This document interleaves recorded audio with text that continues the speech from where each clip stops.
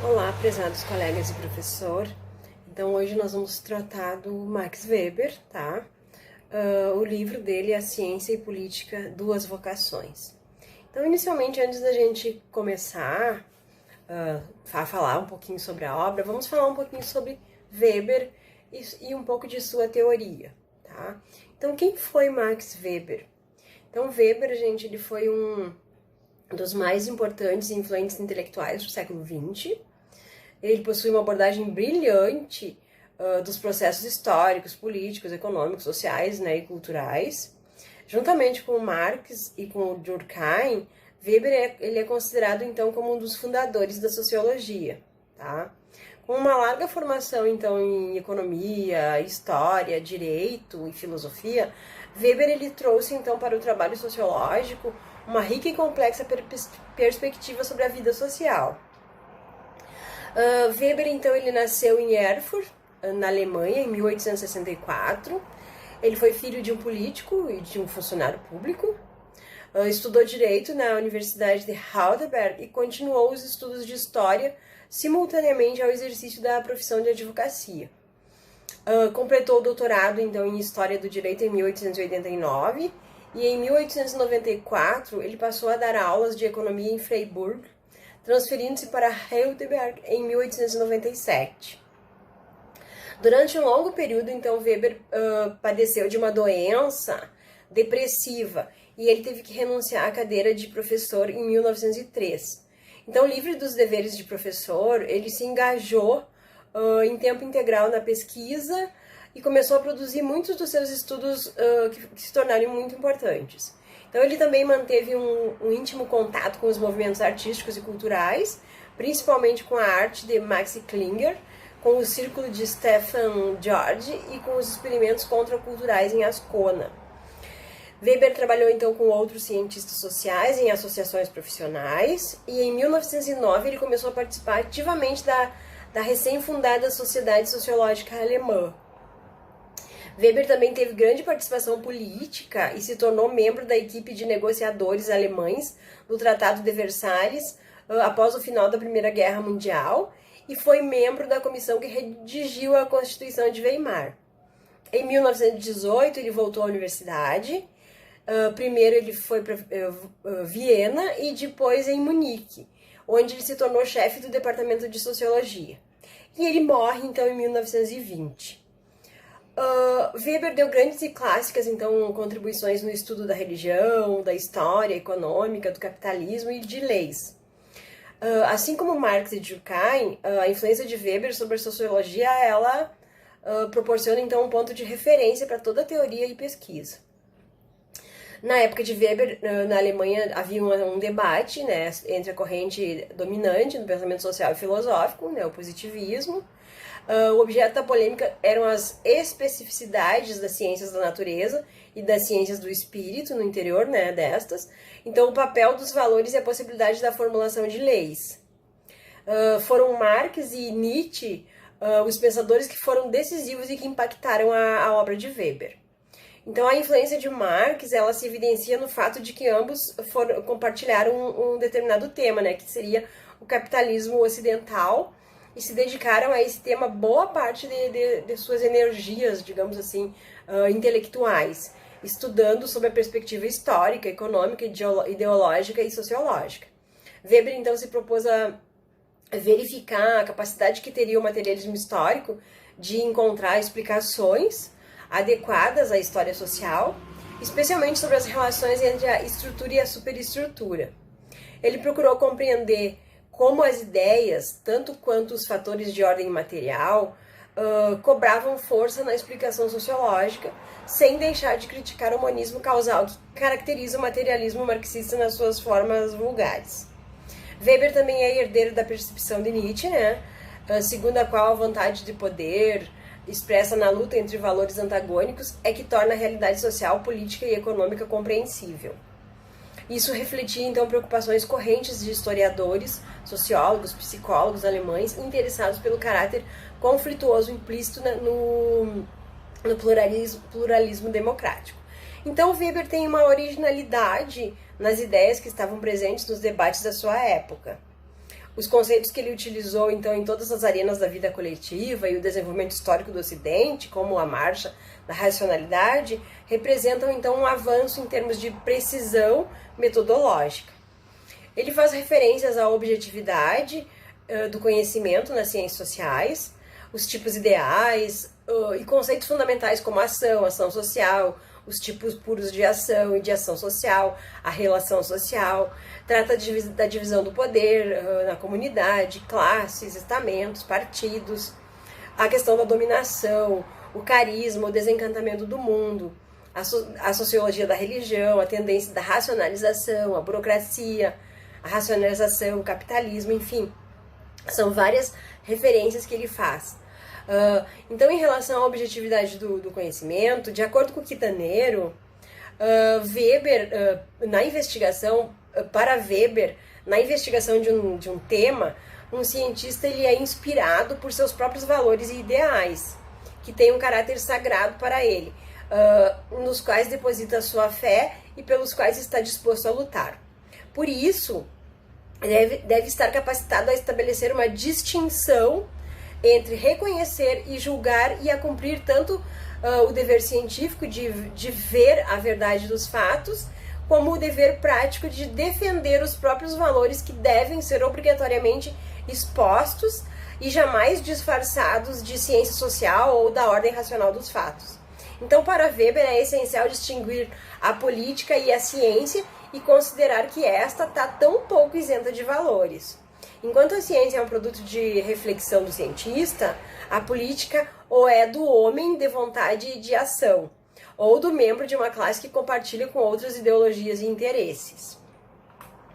Para Weber, então, a ciência é hoje uma vocação organizada em disciplinas especiais, a serviço de autoesclarecimento e conhecimento de fatos interrelacionados. Então, é preciso distinguir entre julgamentos de valor e saber empírico. Os julgamentos de valor dizem respeito à definição do significado que se dá aos objetos ou aos problemas. O saber empírico tem como objetivo procurar respostas através do uso dos instrumentos mais adequados, os meios, os métodos. E a ciência ela é um procedimento altamente racional que procura explicar as consequências de determinados atos, enquanto a posição política prática vincula-se a convicções e deveres.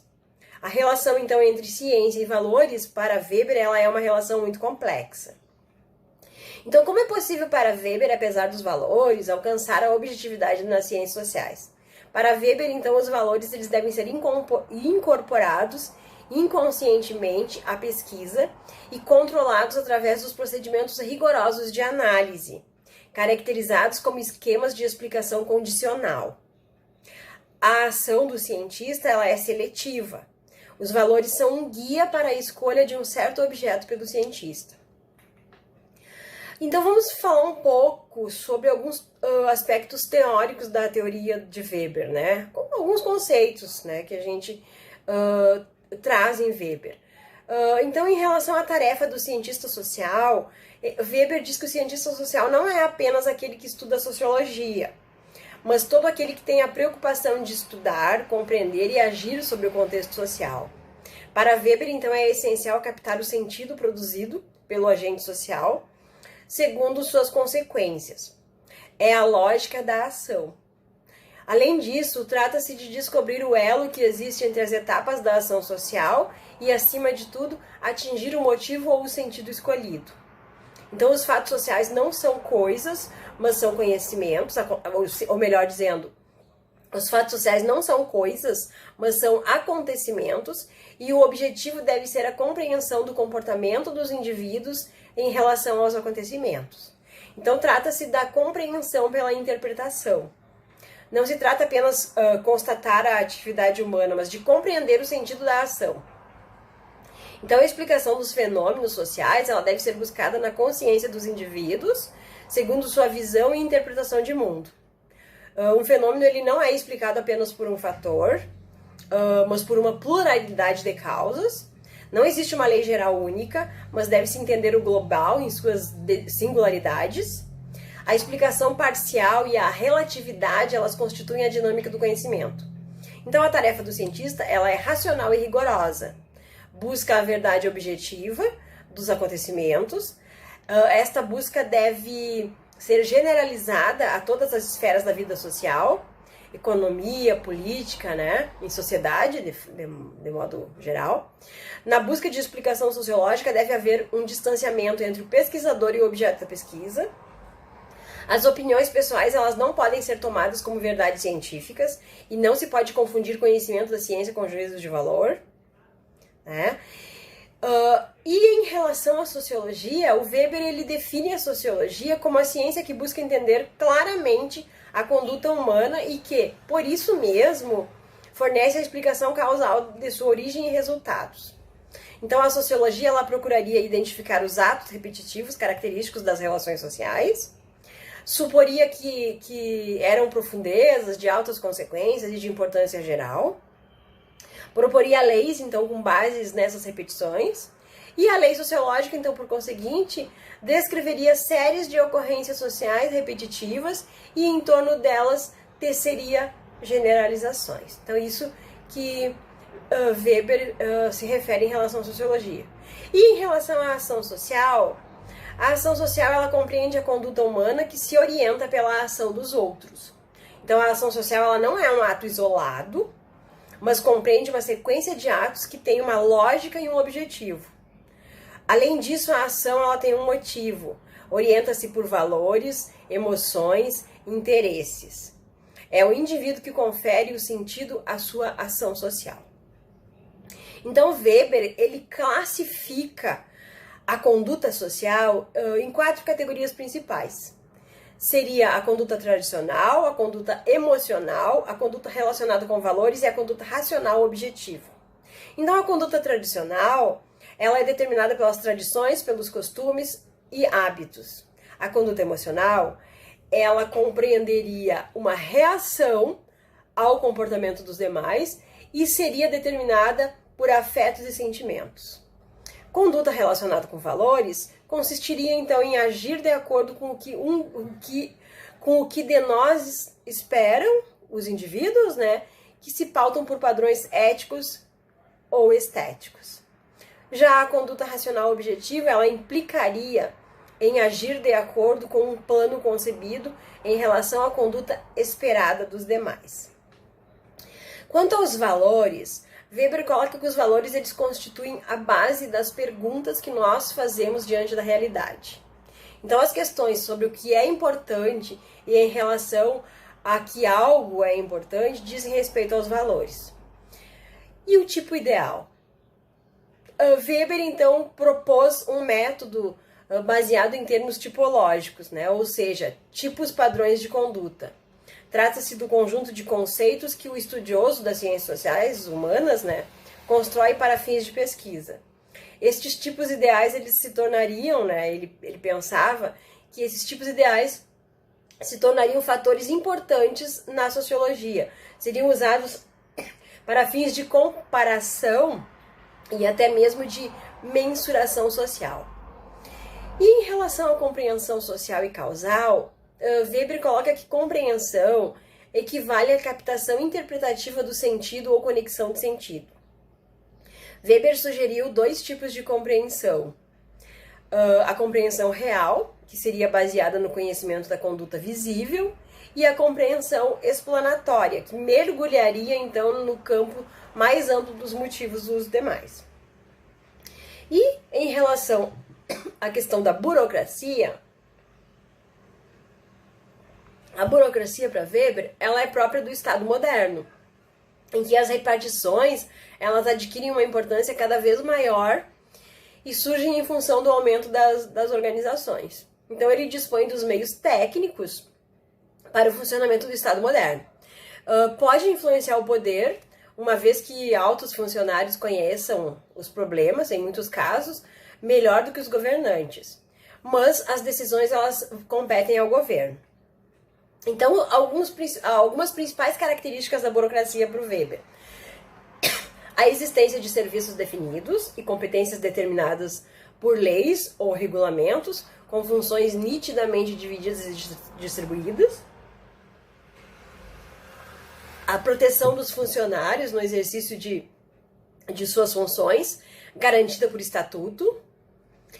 Hierarquia das funções com superiores e inferiores e com tendência de centralização. Remuneração regular sob a forma de salário fixo e aposentadoria. O direito de a autoridade controlar os subordinados. A possibilidade de promoção dos funcionários conforme critérios e objetivos. A separação entre a função e o indivíduo. A questão da impessoalidade do sistema, né? O espírito formalista da organização igual para todos. E, por fim, a inclinação dos funcionários para tratar os assuntos de forma material e utilitarista. Quanto à sociologia política do Weber, o que a gente pode pensar em relação a isso? O que seria a política para Weber? A política ela é uma atividade geral, né, do ser humano e está presente em toda a sua história. Ao longo do tempo adquiriu as mais diferentes formas, buscou seus fundamentos em princípios diversos e deu origem a variadas instituições. Não pode ser confundida com o Estado, pois ela é anterior ao Estado, que é apenas uma de suas manifestações. Então, para Weber, a política ela é a atividade que reivindica para a comunidade instalada em um território o direito de domínio, com a possibilidade de usar, em caso de necessidade, a força ou a violência, quer para manter a ordem interna e as oportunidades que dela decorrem, quer para defender a comunidade contra ameaças externas. E em relação ao Estado, o Estado seria o quê? O Estado seria a estrutura ou agrupamento político que reivindica com êxito o monopólio do constrangimento físico. O Estado, então, ele comporta uma racionalização do direito com a especialização do poder legislativo, judiciário e de polícia para proteger a segurança dos indivíduos. Uma administração racional com regulamentos explícitos que lhe permitem intervir em todos os domínios, na educação, saúde, economia, cultura e força física militar permanente, né? Quanto ao poder, o poder seria a oportunidade de indivíduo fazer triunfar no seio de uma relação social a sua própria vontade, contra resistências. Domínio, então, seria a oportunidade de encontrar pessoas dispostas a obedecer à ordem que lhe é dada. O domínio é a manifestação concreta e empírica do poder. Na base do domínio está a relação fundamental de mando e de obediência. Quanto ao prestígio, então, todo poder político busca o prestígio pelo comércio, ideologias, busca exercer um papel histórico e influenciar nas relações internacionais, na agressão, na questão da pacificação. Então, as grandes potências, elas se inspiram no prestígio. A nação. Nação, então, é o critério da qualidade linguística e religiosa, que é um fator determinante da nação. Então, nação é a expressão de uma potência que tem por base o fato do prestígio. A nação é uma realidade emocional que pertence à esfera das avaliações e da fé. Quanto aos partidos, os partidos para Weber são organizações de poder. Então, Weber definiu os partidos como socializações que têm por base um recrutamento formal, né, livre dos indivíduos, visando proporcionar aos dirigentes o poderio no seio de um agrupamento político e aos militantes oportunidades ideais ou materiais de realizarem seus objetivos ou obterem vantagens pessoais.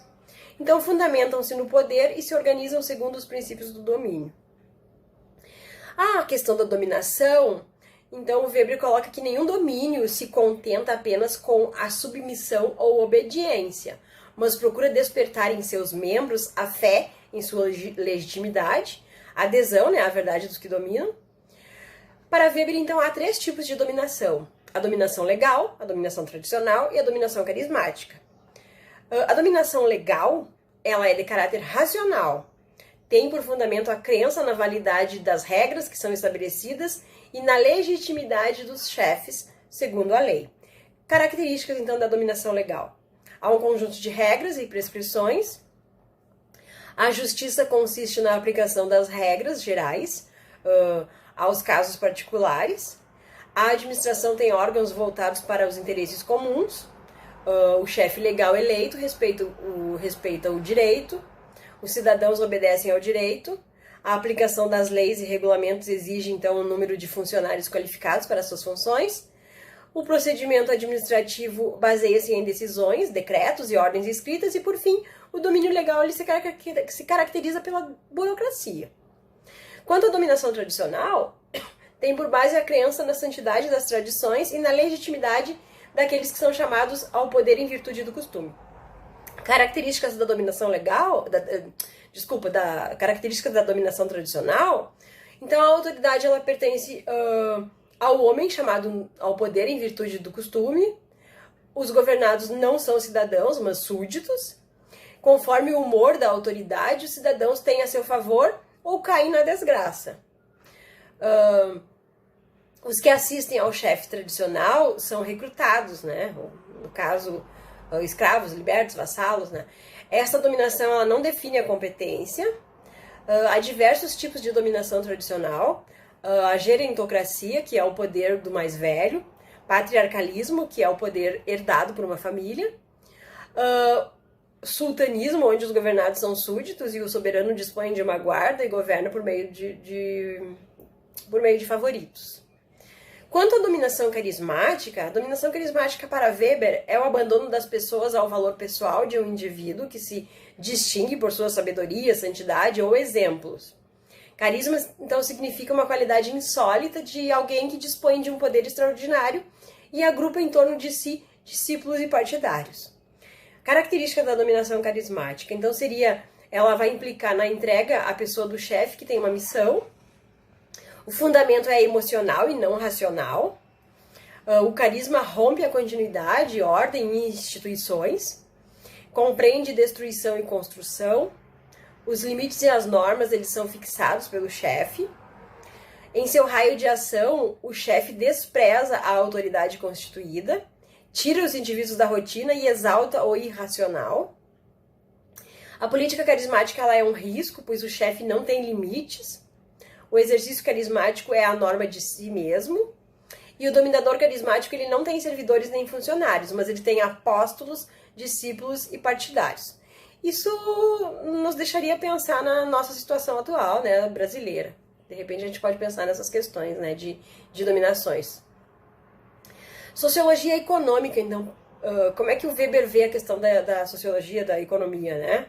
Weber, então, para Weber a economia ela compreende a relação humana que tem por base uma necessidade ou um conjunto de necessidades que exijam satisfação.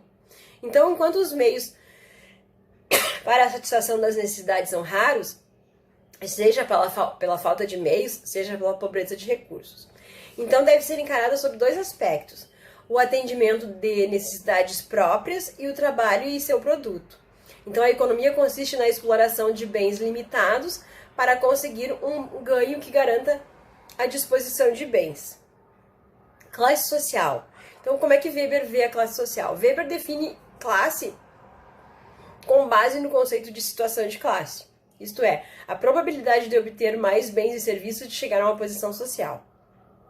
Então, a classe é uma associação de interesses em razão da situação em que os indivíduos se encontram, que julgam ter uma posição e um destino comum, porque dispõem ou não dispõem do poder econômico, né? Então, Weber distingue três classes: a classe proprietária, a classe lucrativa e a classe social. Então, a classe proprietária, ela tem sua situação determinada pelas diferenças em relação à propriedade. A classe lucrativa, ela tem sua situação determinada pela probabilidade de valorização de bens e serviços, compreende os empresários, banqueiros, financistas, né, comerciantes, profissionais liberais, com possibilidade de subir socialmente. E a classe social em si existe a possibilidade de mudança pessoal ou de acordo com as futuras gerações. Então, ela compreende o proletariado em seu conjunto, né, a burguesia e a inteligência que ele fala. Quanto à questão da sociologia religiosa, como é que Weber encara isso? A sociologia religiosa, ela busca entender a influência da crença religiosa no comportamento humano, tá? Então, Weber... Desculpa, pessoal. Então, Weber estudou a influência do comportamento religioso sobre a ética e a economia, e também sobre a política e a educação. Então, ele coloca das religiões e práticas religiosas, ele extrai alguns tipos religiosos. Então, ele coloca o feiticeiro, o sacerdote e o mago. Então, ele diz que feiticeiro permanece uma figura típica, mesmo na época contemporânea. Ele age sobre os demônios por meios mágicos, seus conhecimentos são empíricos e se relaciona com meios irracionais. O sacerdote é por vocação, o funcionário de um culto destinado a honrar a divindade. O profeta, então, ele é portador de um carisma pessoal que anuncia uma doutrina religiosa e uma ordem religiosa. E por fim, de acordo com Quitaneiro, então, a gama de temas e de possibilidades que são abertos por Weber são a demonstração de que se trata de um clássico, né, no sentido mais vigoroso da expressão. A complexidade, a abrangência de sua sociologia tornam difícil sintetizar, então, toda a riqueza teórica nela contida. Então, procurar uma unidade da obra de Weber, né, procurar uma unidade da sua obra, é como montar um quebra-cabeça que permita múltiplas combinações, né? Então, é bem isso. Weber, ele traz uma gama assim, de conhecimentos para nós. Então, quais seriam as principais obras de Weber? Weber, então, existem grandes obras, mas as obras, digamos assim, principais dele é a Ética Protestante e o Espírito do Capitalismo, a Cidade, a Metodologia das Ciências Sociais, a Religião da China, o Antigo Judaísmo, Sociologia da Religião, Economia e Sociedade, História Econômica Geral, Teoria da Organização Econômica e Social e, por fim, vamos falar então da obra também Ciência e Política, Duas Vocações, que seria agora a parte da nossa aula, né, a parte principal da nossa aula, a explicação, então, dessa obra. Pessoal, então, se tratando do texto A Ciência e Política, Duas Vocações, nesse texto, nesse livro, o Weber, ele reúne ensaios em que ele aborda essas duas matérias, ciência e política. O texto contido na obra é baseado em conferências dadas por ele, nas quais então ele analisa a forma da ciência contribuir para a racionalidade humana, além de demonstrar então algumas características do Estado moderno e como ele funciona estruturalmente. Esse discurso ele foi feito entre 1917 e 1919, não se sabe bem a data, foi após a Segunda Guerra, para estudantes de uma universidade alemã. Então, nesse discurso, a ciência como vocação, o ponto central é a ciência, né, como vocação. Então, inicialmente, Weber ele busca dar respostas ao que é ser um cientista e o que almeja aquele que se deseja tornar um cientista. Então, essas são duas questões principais que ele tenta responder durante todo o discurso. Então, o que ele traz? Weber inicia, então, explanando, comparando dois tipos de processo de formação científica. Ele fala do processo de formação científica na Alemanha e depois nos Estados Unidos. Na Alemanha ele fala sobre o Privatdozent, que é uma formação onde antes da pessoa se tornar um docente, um cientista, dentro de uma universidade alemã, ou ter uma cadeira, ele precisa passar por essa formação que se chama Privatdozent. É uma formação onde se trabalha junto com um pesquisador, um cientista, e a partir da qualificação, da autorização desse pesquisador, que acompanha, né, esse candidato a cientista, que vai se tornar um docente, digamos assim, ele tem que fazer testes e, quando aprovado, ele recebe esse título, então, de Privatdozent. E daí ele se torna um docente e pode trabalhar nas universidades como sendo um aprendiz. Ainda ele não é um docente, né, digamos assim, reconhecido, aquele docente que pode dar aulas digamos assim, para disciplinas principais de um determinado curso. Então, pode participar de uma área específica do conhecimento sem ainda, né, se tornar um docente. Na Alemanha, então, o sistema é plutocrático, onde quem tem mais dinheiro pode acessar esse sistema, porque esse Privatdozent, ele não recebe nenhuma remuneração do Estado, né, para trabalhar nas universidades, e a única remuneração é se algum aluno pagar por alguma aula particular que essa pessoa for dar. Mas ele trabalha de graça, como se fosse um segundo processo de formação. Então, se essa pessoa não conseguir se manter, ela não vai conseguir chegar ao patamar de um cientista remunerado que possa pesquisar e ser independente. Então, nesse sistema, a hierarquia ela é dentro da universidade, onde tem os docentes e os private-docentes, a hierarquia é bem delimitada. Os docentes são aqueles que dão aulas em cursos considerados importantes, disciplinas obrigatórias dentro desses cursos, onde todos os estudantes têm que assistir.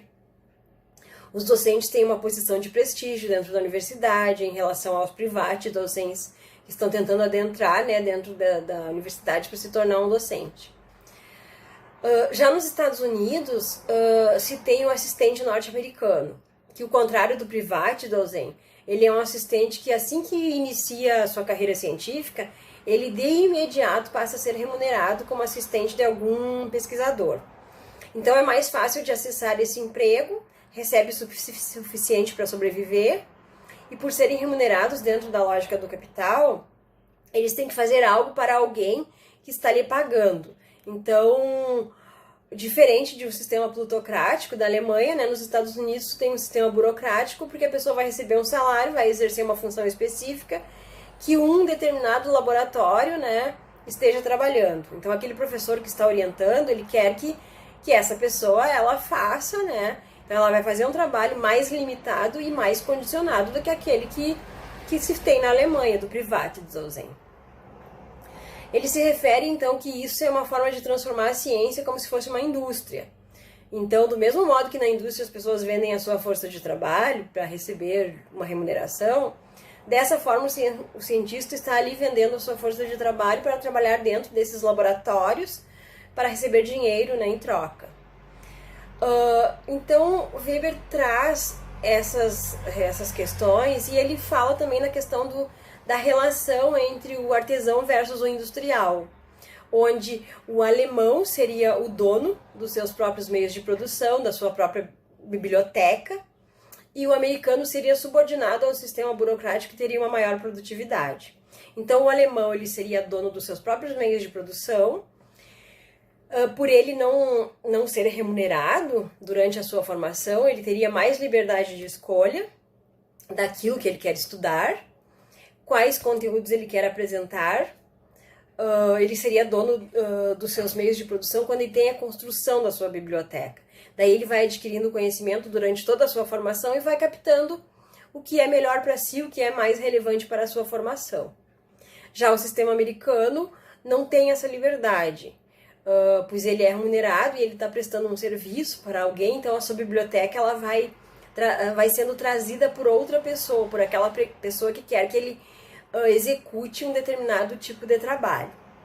Com o sistema burocrático americano, o número de produções e de trabalho feito pelo sistema americano se tornaria muito maior, porque o trabalho é focado e tem objetivos já pronto.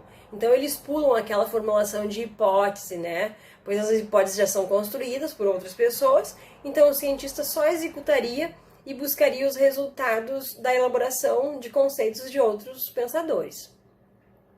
Weber, então, fala sobre o processo de seleção desses docentes, tanto na Alemanha quanto nos Estados Unidos, como se faz para escolher uma pessoa que vai se tornar um docente ou cientista que vai ser remunerado pelo Estado, pelas instituições de pesquisa, como escolher entre a gama de pesquisadores, quais deles vão ocupar esses cargos de prestígio e que são remunerados, né, para fazer o trabalho que fazem.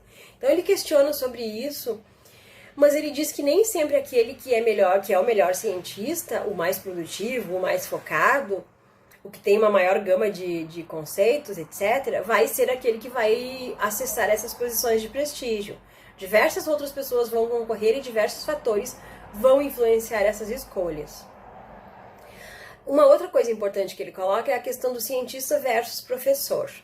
Então, o cientista traz muitas ideias e o professor traz o conhecimento de uma forma clara, sem muita confusão, para que as pessoas para aquelas pessoas que não têm contato com o conhecimento, mas que possam, digamos assim, absorver.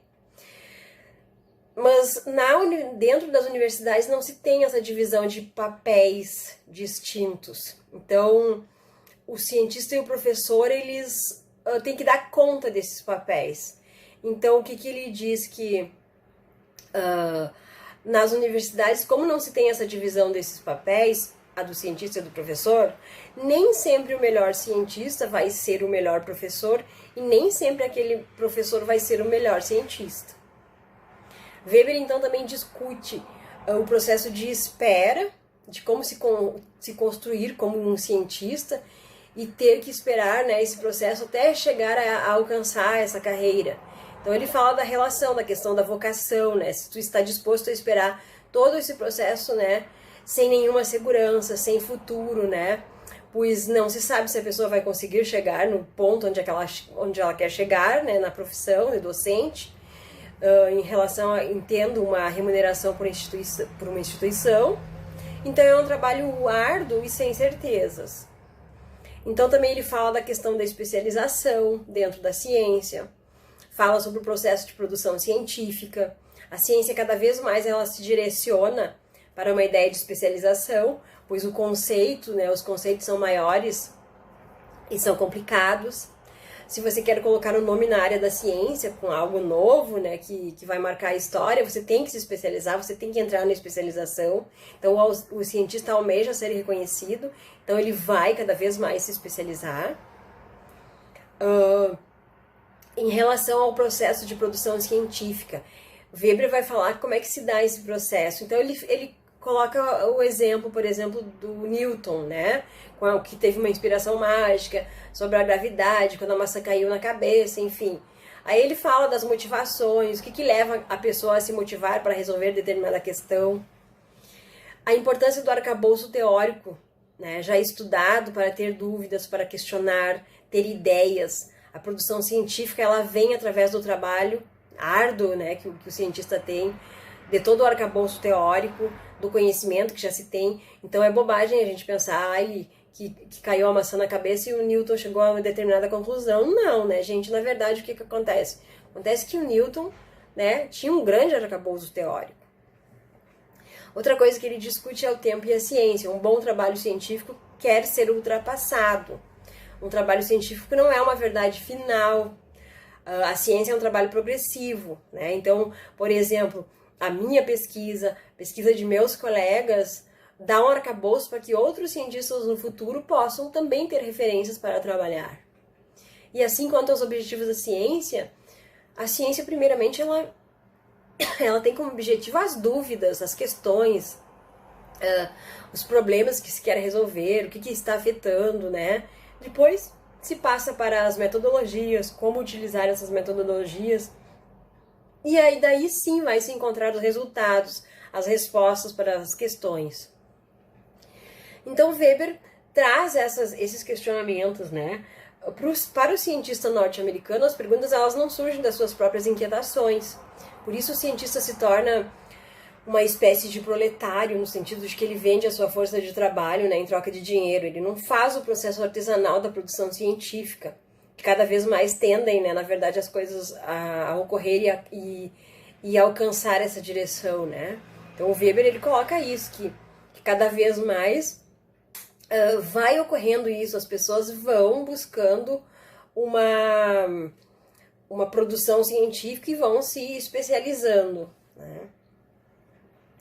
Weber questiona a influência da ciência no mundo, discute, né, a própria questão da alienação das pessoas no mundo, o desencantamento do mundo, a ciência como um processo de desencantamento do mundo. Então Weber ele não coloca a ciência de outras formas de enxergar o mundo. Ele mostra que o processo científico passa por esse processo de desencantamento do mundo. Faz parte do processo científico se deixar de lado todo e qualquer tipo de explicação sobre as questões que partem da mistificação do mundo. O cientista é aquele que vai ter respostas mágicas para qualquer tipo de questão. Ele precisa negar. Não quer dizer que ele não pode ser religioso, místico, enfim. No processo de construção científica, o cientista não pode recorrer a esses recursos para responder determinados problemas. Ele não pode recorrer a Deus, ele não pode recorrer à magia para explicar os processos que ocorrem. Nesse sentido, então, o cientista nega essa magia por uma razão prática e para a produção científica. Mas isso não quer dizer que ele não possa seguir uma fé ou acreditar em Deus. dentro do processo da ciência, ele tem que negar isso para quê? Para construir o seu trabalho. Aí ele, no decorrer do texto, ele traz alguns questionamentos, fala do Tolstói, né? Qual o sentido da ciência, se ela é um processo progressivo sem fim.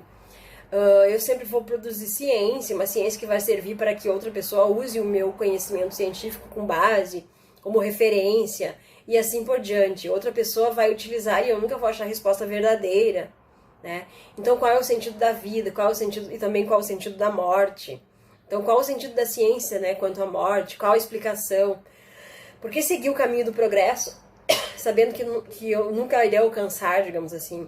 Então, ele não traz respostas definitivas, então, são questionamentos, mas ele discute possibilidades da ciência. Ele se utiliza também da alegoria da caverna de Platão para discutir um pouco como se dá esse processo da ciência no mundo, né?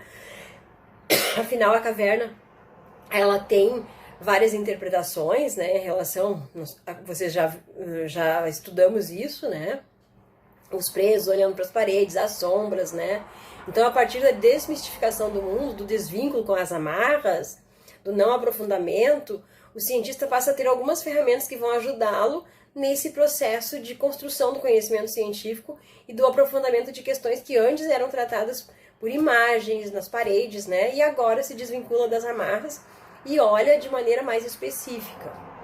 Então, um desses instrumentos importantes também que o Weber coloca, que é a questão do conceito. O conceito ele é muito importante para que se possa avançar dentro de um processo científico.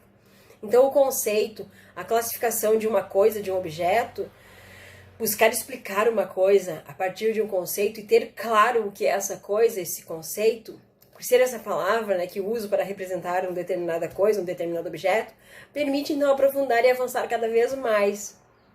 Então eu posso me orientar por processos racionais, né? Então os conceitos eles dão base para fazer experimentações. O avanço da ciência traz felicidade? Né? Não necessariamente. A ciência vai ser a melhor resposta para todas as coisas. Weber questiona essas coisas, né? Weber discute a política na sala de aula também. Tem que ter política em sala de aula? Se for para falar conceitualmente, pode falar em política, mas se for para fazer política, não. Para Weber tem essa diferenciação bem clara de falar sobre política cientificamente e de se colocar como profeta, pastor, né, que vai dentro da sala de aula dizer o que é bom e o que não é. O professor ele deve passar para o estudante dentro da sala de aula o conhecimento, porque ele coloca que dentro da sala de aula existe uma hierarquia. O que ele fala, então, é tomado pelo estudante como impactante, né? Impactua ao estudante o que o professor fala. Na sala de aula não se deve apresentar posições políticas. Então, se você quer fazer política enquanto professor, você deve ir para a rua. Ele não é contra a política. É desleal usar a sala de aula, pois o professor tem uma posição de poder. Não tem como argumentar por ser níveis diferentes. Então, por que ciência? Se a ciência tem possibilidade de trazer coisas ruins, nem sempre ela é a melhor resposta. Não tem essa segurança, né, que na teoria deveria ter, então, a diferenciação da ciência. Na ideia popular, talvez seja que é fato e a verdade, né? Não necessariamente é a verdade, né? Se não toda a verdade. Porque eu escolho a ciência ao invés de outras formas de ver o mundo. Porque a ciência, né, mesmo que ela seja algo assustador, que pode trazer coisas ruins, ela traz coisas positivas. Né? Porque a ciência... Então, Weber explica de maneira clara que as pessoas querem que o professor seja seu líder, digamos assim, que diga a verdade, né? Mas o professor, ele coloca que o professor não é líder. Né? Dentro da sala de aula, o professor é aquela pessoa que está ali para mostrar o conhecimento, enfim. E à medida que se tem um líder, tu tira a oportunidade das pessoas de terem suas próprias decisões. Então, o professor ele não pode tirar a liberdade do estudante, mas apresentar os conhecimentos, mostrar que tem que fazer escolhas. Weber diz que se escolher a ciência, ela pode trazer benefícios para a vida, né? Então, a ciência tem um papel. A previsibilidade, no sentido de que a partir de dados se mostra algo que pode acontecer, utiliza-se métodos e pode ver as coisas que vão acontecer. Métodos de pensamento, instrumentos, disciplinas, né? Métodos claros que podem ser passados para outras pessoas, clareza de como resolver problemas, clareza para resolução, né, de problemas. Então, características científicas, elas trazem benefícios para a sociedade, é válido ser estudado, há investimentos, né? E, por fim, dentro do processo científico, Weber diz o seguinte, ele diz que é importante deixar claro para o interlocutor que Deus eu sigo, né? Então, tem esse questionamento, que Deus eu sigo? Deve-se deixar claro, então, o caminho que eu sigo. Qual o caminho conceitual e metodológico que me fez chegar a resultados? A ciência tem vários caminhos.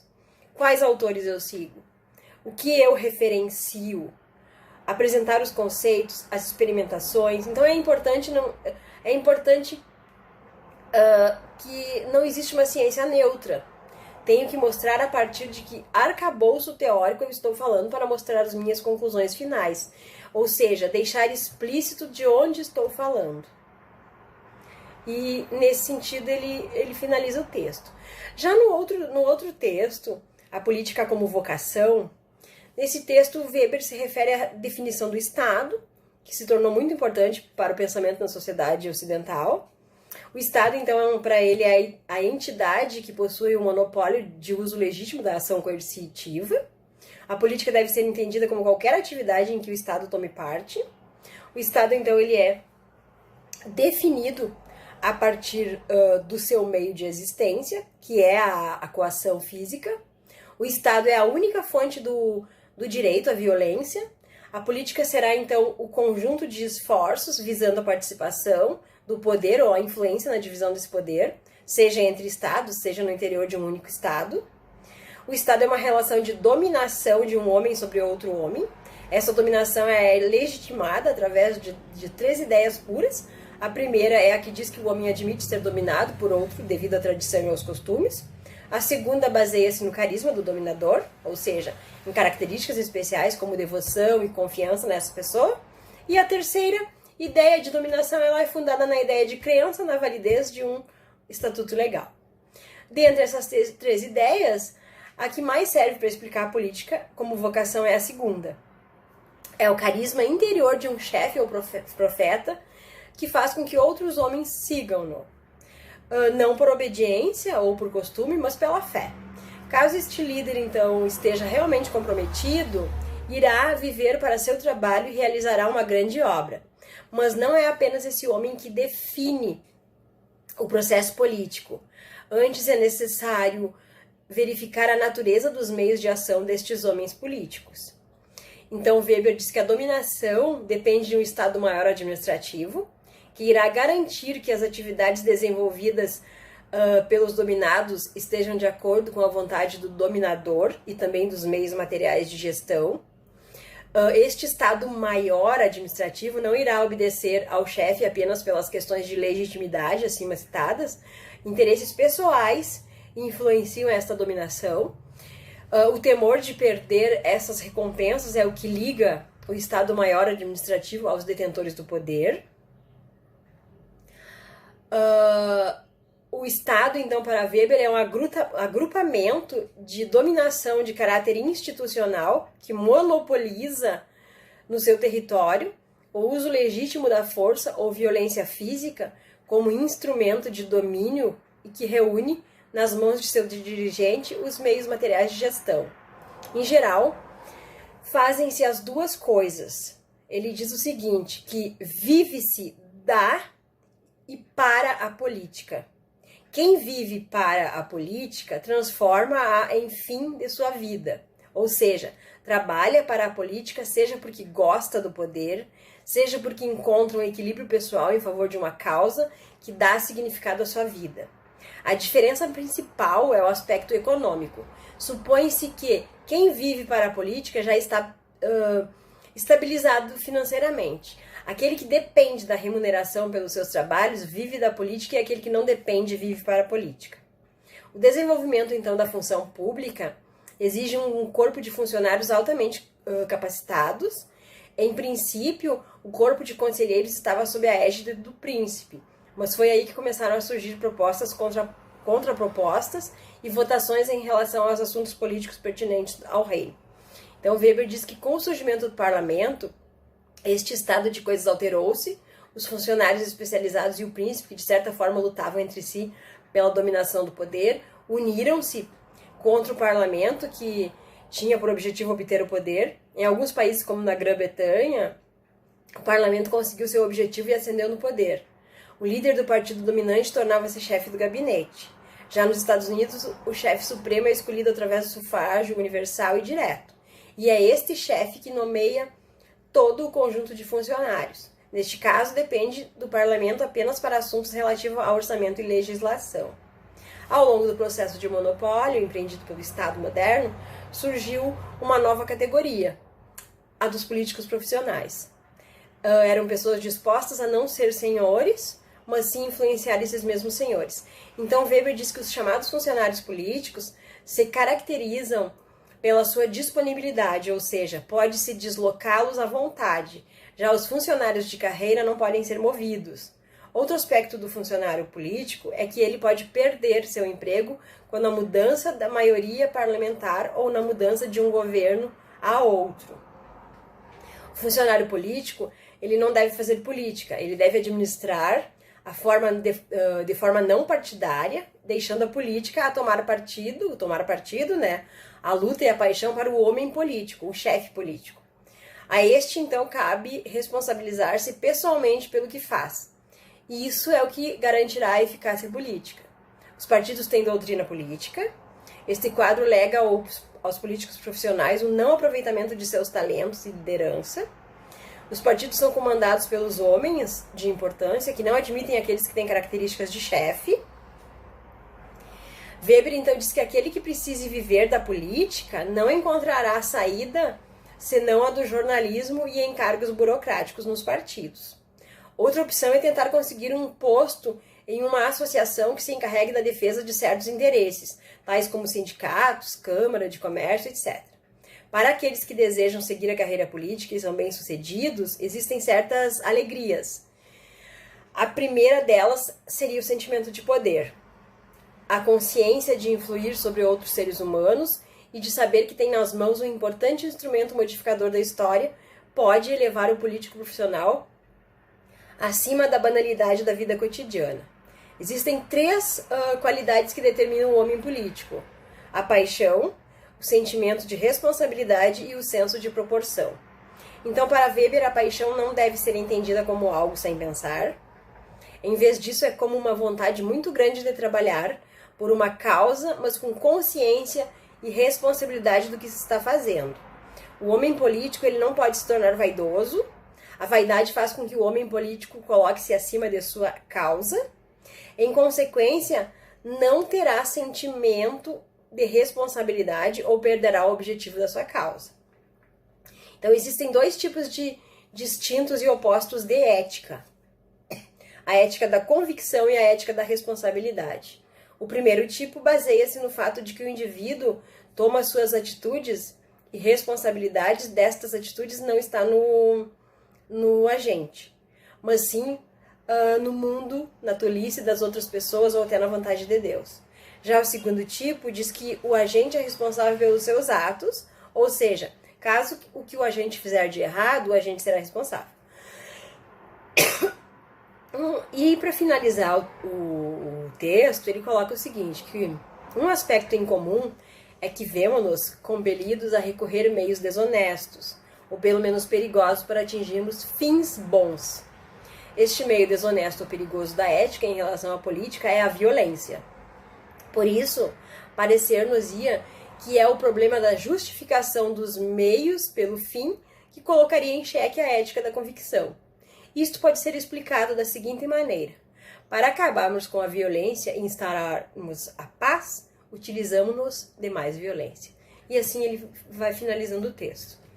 Bom, pessoal, então, espero que vocês tenham compreendido um pouco da obra do Weber, né? Qualquer coisa, entre em contato comigo, enfim, podemos discutir. E as referências utilizadas foram o livro, né? Ciência e Política. O livro da Tânia Quintandeiro, Um Toque de Clássicos, né?